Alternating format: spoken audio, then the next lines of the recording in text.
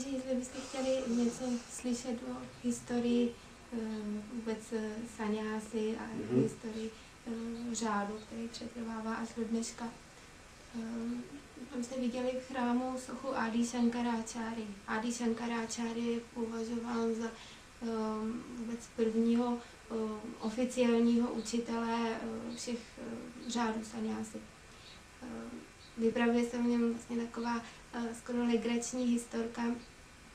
Totiž, když byl vlastně 4letý chlapec, tak sdělil mamince, že přijme sanyásu a že se nebude ženit a že odejde z domova. No samozřejmě maminka, která v té době už byla vdova, což je v Indii trošičku složitá záležitost, tak se rozbrečela a řekla mu, že něco takového nesmí udělat. A samozřejmě teda Shankaracharya v tom věku už ze soucitu řekl, že teda zůstane s maminkou, že se o ní bude starat.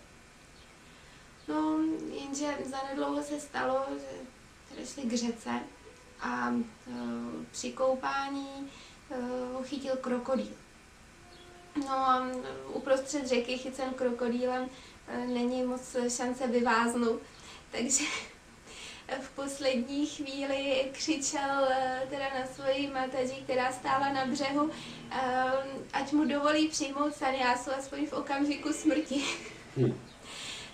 Ještě nebyl moc starý, byl malý kluk. A ať mu dovolí přijmout sanyásu v okamžiku smrti. No a v takovém okamžiku vypjatým samozřejmě není důvodu to nedovolit, takže dovolení dostal. A tímhletím neoficiálním způsobem přijal sanyásu. No, přijmout sanyásu se dá několika způsoby, tohle je jeden z nich. V okamžiku smrti to znamená, že vlastně člověk se vzdává všeho, co tady za celý svůj život nashromáždil, což je v tomhle případě trošičku paradox, protože 4letý dítě nic nenashromáždí. A zároveň, totiž to je jedna taková zajímavost, traduje se, že člověk, který přijme sanyásu, 7 generací před ním a 7 generací po něm jde do nebe. Takže je to taková velká puňa, takový dobrý skutek nejen pro něj, ale pro celou jeho rodinu a vůbec okolí a tak dále. No a samozřejmě pro něj, protože jakmile teda přijmete sanyásu, tak je velká šance, že do toho nebe budete. Takže Shankaracharya tímhletím způsobem přijal sanyásu a krokodýl z boží vůle pustil jeho nohu a se dostal na břeh zpátky k mamince. No ale jelikož teda pokračoval dál v soucitu, tak ještě zůstal nějaký čas doma, no ale potom se teda nedal nic dělat a domov opustil a vydal se putovat po matce Indii. No a dá se říct, měl učitele, který ho oficiálně zasvětil do řádu sanyásy. Potkal ho v Himalájích a poprosil ho, vysvětlil mu všechno, co se stalo a poprosil ho, aby zasvětil, což bylo vykonáno. A Adi Shankaracharya potom sám měl 10 žáků. A podle těch 10 žáků založil 10 oficiálních řádů sanyásy, kteří dodržují svoji tradici až do dneška. Shankaracharya vlastně to asi možná víte. Shankaracharya je vlastně považovaný za největšího filozofa Indie. Vlastně Indie nemá jako taková moc filozofů. Indie má svědce, Indie má mudrce, Indie má jogíny, nemá filozofy, protože filozofové řečí.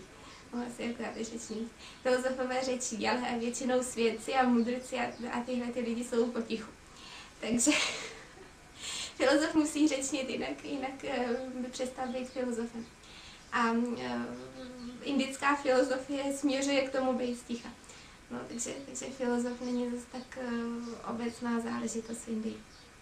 No ale Shankaracharya byl filozof a traduje se o něm, že byl zároveň velice osvícená bytost. založil doktrínu Advaity, víte, non-dualismu. Totiž Shankaracharya přišel v době, kdy něco podobného jako Buddha. Buddha přišel v době, kdy všechno bylo takové náboženství v rozpadu. Přetrvávaly starý védánský rituály, obětovávání zvířat a lidí, bohužel i taky. A byl v tom prostě takový zmatek. Shankaracharya přišel v době, kdy sice tohle to už bylo samozřejmě na ústupu, buddhismus byl taky už na ústupu.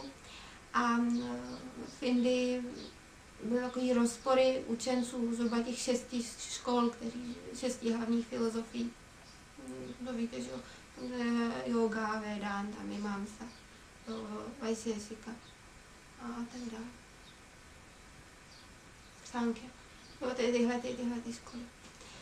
No a nesmírný rozpory. Samozřejmě, že písma byly jedny, védy tady byly už 2000, 3000 a víc let. Jenže Shankaracharya přišel do největšího zmatku, kdy nikdo nevěděl, jak ty védy pořádně vyložit, protože bylo tady 6 škol a ještě ke všemu v rámci každé školy bylo nesmírně mnoho názorů na jednu věc, jakož to je tady obvyklý. No a Shankaracharya udělal tu věc, že komentoval všechny, no ne všechny, ale velké množství písem. No a tím způsobem a založil doktrínu Advaity, non-dualismu.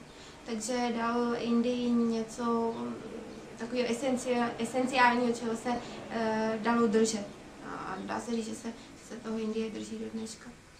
Už něco blížšího, jak je těch 10 řádů sanyásy podle těch 10 řádů. No. Co to znamená, jak se rozlišují? Takhle, rozlišují. Oni mají každý svoje jméno. Každý vlastně, když si to tak vemete, tak to můžete poznat, když se zeptáte sanyásína na jméno. On vám ho čistě náhodou řekne. Tak vždycky to bude mít teda nějaký samozřejmě duchovní jméno, který bude končit na Ananda. Ananda, co každý je tady Ananda, aby si teda pamatoval, k čemu má dojít. A bude s vámi. S vámi bude proto, že teda má objevit, slovo s vámi má ty 2 kořeny, že má kořen svá znamená self, já nevím, jak slovo v češtině pořádně. Self je jako já, no, ale je to takový to jáství, takový to obecný jáství.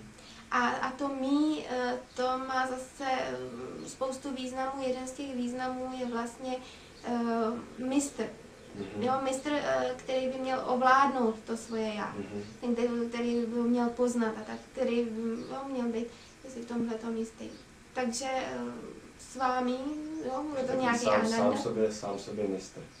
Sám sobě mistr, to je vlastně to, čemu by měl každý ten sanyásín dojít. Samozřejmě v tom pořadí předávání sanyásy je tam vždycky guru.